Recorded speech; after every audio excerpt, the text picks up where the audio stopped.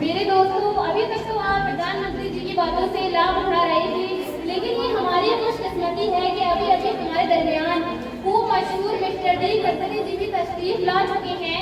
तो मैं चाहता हूँ कि इनकी तारीख ही के दिन में गडकरी जी की ज़बान से आज़ादी की तारीख से भी कुछ हो जाए, क्योंकि गडकरी जी इस तजुर्बे के आदमी हैं। नीज़ आज़ादी में आप भी बेमिसाल कुर्बानियाँ रहती हैं। बड़े अदब के साथ गडकरी जी से दरख्वास्त करूँगा कि वो आए और हम सबको संबोधित करें।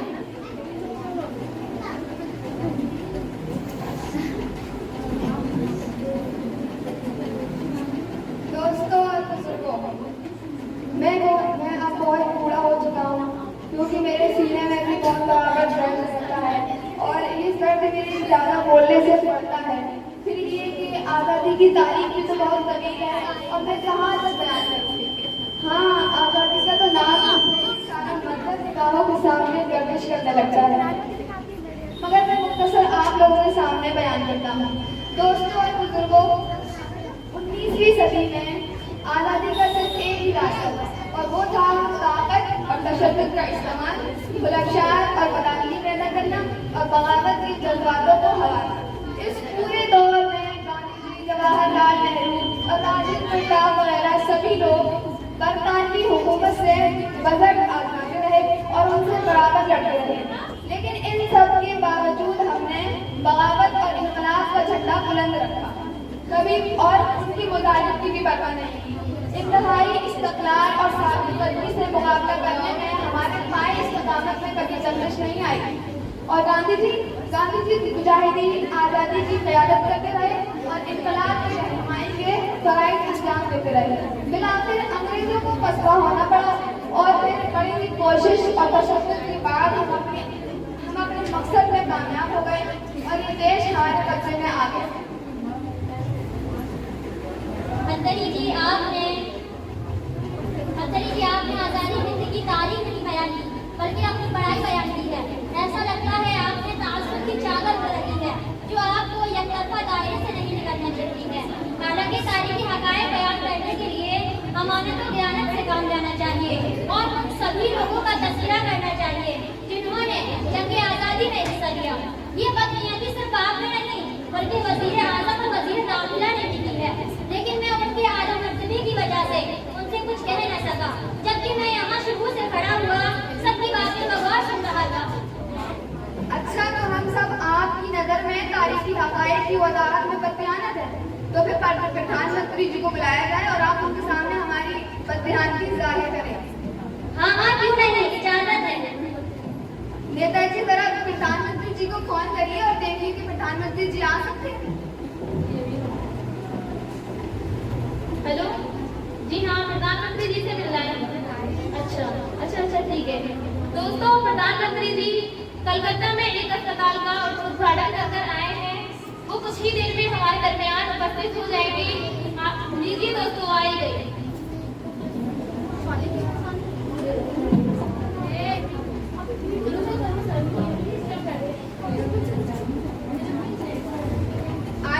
आज जनाब, ये हम सब पर बददियानती और तारीखी हक़ाइक़ में जानबरदारी करने का इल्ज़ाम लगा रहे हैं। बेहतर होगा कि आप ज़्यादा फरमाएं। कहो वाला वो भी कहना है, नहीं छोड़कर कहो। मैं तो दिल्ली में अपने बॉस में बैठकर लोगों की शिकायतें सुनता हूँ और उनकी प्रॉब्लम को दूर करने का प्रयास करता हूँ और मेरे तवज्जो से यही है कि मेरे भारत का आप लोगों ने आज़ादी की तस्वीर तो की, लेकिन सेकुलरिज्म का गला घोट कर रख दिया और जमहूरियत को कम कर दिया। किसी की भी तकलीफ है, किसी की भी सरकार में मुजाहिदीन का जिक्र नहीं आया। अगर आप मुझे हुक्म दें, अगर आप मुझे इजाज़त दें, सेकुलरिज्म और आज़ादी की तारीख बयान कर। आपकी आवाज़ में तो बड़ी कड़क पाई जाती है, जरा बयान करें। अच्छा, तो सुनिए, मगर गौर से सुनिए। अगर मैं गलत बयानी से काम लूँ तो मेरा गिरेबान पकड़ लीजिए, और अगर मैं हक कहूँ तो इकरार करने से राह फरार इख्तियार मत करना। 11 मई 1857 ईस्वी में दर हकीकत जंग आज़ादी का मुद्दा आगाज है, जिसका निशान सबसे पहले मुसलमानों में पैदा हुआ। अंग्रेजों ने हुकूमत और इक़्तिदार मुसलमानों के हाथों में से छीना था, इसीलिए कुदरती तौर पर ज़्यादा मुस्तमिल मुसलमान थे। सिपाहियों ने हुकूमत के खिलाफ बगावत की और अपने अंग्रेज अफसरों को गोली मारकर दिल्ली पर कब्जा करने के लिए चले, लेकिन उनकी ये तहरीर कामयाब न हो सकी। तहरीर की नाकामयाबी के बाद अंग्रेजों ने इंतकामी कार्रवाइयों का आगाज किया, जिसके नतीजे पर मुसलमान खसूसियत के साथ चल दिया गया। दिल्ली का चांदनी चौक ही नहीं बल्कि दिल्ली के हर चौराहे पर सोलियां नस्ल काटी गई और दिल्ली में और दिल्ली के बाहर हर दरख्त के साखों पर फांसी के फंदे लटका दिए गए। जो भी मुसलमान अंग्रेजों के हाथ लगता उसे फांसी पर चढ़ा देते, यानी कि इस तरह चढ़ाते, एक फांसी पर बिठाते और दरख्त के नीचे आते, जो फंदा उस पे टंगा होता मुसलमानों की गर्दन में डालकर और फांसी को आगे बढ़ा देते। वो लाश फंदे में झूल जाती, आंखें उगल आती, जबान बाहर निकल आती, ज़िबा किए हुए मर्द की तरह। जानकुनी का ये हैबतनाक मंजर अलमानो अल-मुकैद की एक अंग्रेज औरत ने अपनी डायरी में लिखा है। वसा औकात फांसियों पर लटकाए जाने वालों की लाशें अंग्रेजी हिंद से का आठ बन जाती हैं। ये था रूह बरसा और दिल दहला देने वाला माहौल, जब हिंदुस्तान में जंग आजादी के मुसलमान मुजाहिदीन ने अपने सफर का आगाज किया। तारीख की सफहात गवाह है कि ये सफर सबसे पहले हमने शुरू किया। हमारे ही इस्लाम के तले कांटों परिवारियों से हमारे इस्लाम के तले लहू लुहान हो गए, लेकिन उनके पांव इस्तिकामत में ना तो कभी जंजिश आई, ना ही कभी मानुष पैदा हुई और ना ही आगे बढ़ा हुआ कदम किसी नीचे लगा। आप लोगों को ये मालूम होना चाहिए कि मुजाहिदीन की जिंदगियों का आगाज सैयद अहमद राय बरेलवी, मौलाना इस्माइल शहीद रहमतुल्लाह अलैह की क़ियादत से हुआ था। इन लोगों की शहादत के बाद ये ताकत बिखरी नहीं बल्कि इसका निजाम और भी ज्यादा मुस्तकिल और वसी हो गया। हज़रत शाह अब्दुल अजीज मैदान में आ गए और वो फतवा दिया जिससे अंग्रेजों की नींद हराम हो गई। जगह जगह पर आजादी के शोले भड़कने लगे। मसनद दर्ज पर बैठकर कुरान और हदीस के दर्ज देने वाले उलमाए किराम खानकाहों में बैठकर खून जिगर से शमा इस्लाम रोशन करने वाले मसाइल किसान अपने मदरसों और खानकाहों को छोड़कर मैदान में उतर आए और फिरंगियों से नबर्द आजमा हो गए। मैं अकेला ही चला था जानवी मंजिल मगर राही नज आते गए, कालिबा बनता गया और मुज़दाक भी बन गए। अच्छा, अगर मैं अपनी तस्वीर ना करूं तो क्या आपके पास कुछ और शवाहिद हैं? अरे तारीख से नावाकिफ, हम तुझे क्या बताएं? तू लोगों की निगाहों में पर्दे डालना चाहता है, इन्हें तू अंधेरों में रखना चाहता है।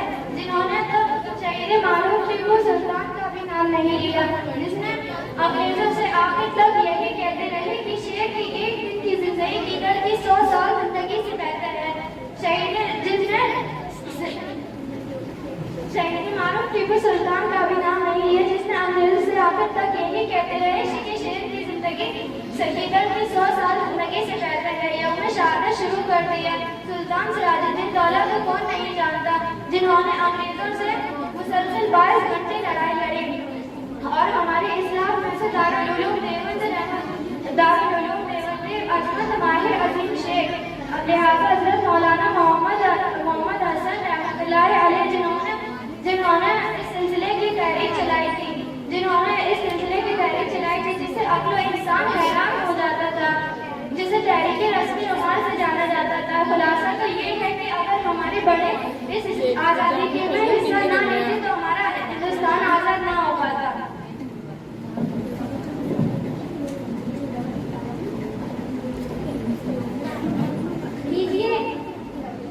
लीजिए आप ही के धर्म और मजहब के मानने वाले मशहूर मुअर्रिख तियार बेचट जी से आप इस सिलसिले में दरियाफ्त कर सकते हैं कि हम लोगों ने जो कुछ बयान किया वो सही था या गलत। मिस्टर टीआर बेचट साहब, आप इस सब के बारे में क्या वाक़ियत रखते हैं और आज़ादी के दिन मुसलमानों का क्या रवैया था और उन्होंने कितना कुछ हिस्सा लिया? अरे आप वाक़ियात की बात करते हैं, इस सिलसिले में तो मैंने कई किताबों की तस्नीफ की है। अगर मैं आज़ादी में हिस्सा लेने नामों की फहरिस्त अगर आपको सुनाऊं तो शायद ही आपका मुंह काला हो जाए। लीजिए सुनिए, सैयद अहमद शहीद मौलाना इस्माइल शेख शाह अली मौलाना मौलाना महमूद हसन मौलाना हुसैन अहमद मदनी मौलाना अबुल कलाम आजाद मौलाना आजाद सजानी और मौलाना गुलफशारी, ये जो छोटी मुजाहिदीन है जिनको हिंदुस्तान की तारीख ही फरामोश नहीं कर सकती। और आपको हकीकत में आपने तासुब और जानकारी से काम किया है जैसा कि मुझे मालूम हुआ है, और यही नहीं इनकी तादाद तो बेशुमार है, लेकिन मैंने तो सिर्फ नमूने के तौर पर आपके सामने जिक्र किया है। मैं आपको एक मशवरा देता हूँ कि तासुब की ऐनक को उतारकर दोबारा किताबों का मुताला कीजिए, जिससे आपको हकीकत की आशकारा हो जाएगा। हजरात, अल्लाह कुछ कहे यहाँ से भागने जाकर शिकस्त जाहिर होगा। हजरात देखिए, हमारे इस्लाम के कामों और नाकामों को किस तरह मंसूख किया जा रहा है, क्या क्या तरीके अपनाए जा रहे हैं, और हमें अब होशियार हो जाने की जरूरत है और अपने बाप दादा के अपने बुजुर्गों के लगाए हुए दरख्त को मुरझाने नहीं रहना चाहिए। अल्लाह ताला हम सबको तौफीक बख्शे। भारत परेशान मत हो, मैं जल्दी इन सब हुकूमतों को याद करने का एक नियम बनाऊंगा। बस आप सबका आशीर्वाद हम तक बनाए रहे, इसके लिए मैं चलता हूँ। खुदा। जय हिंद, जय भारत।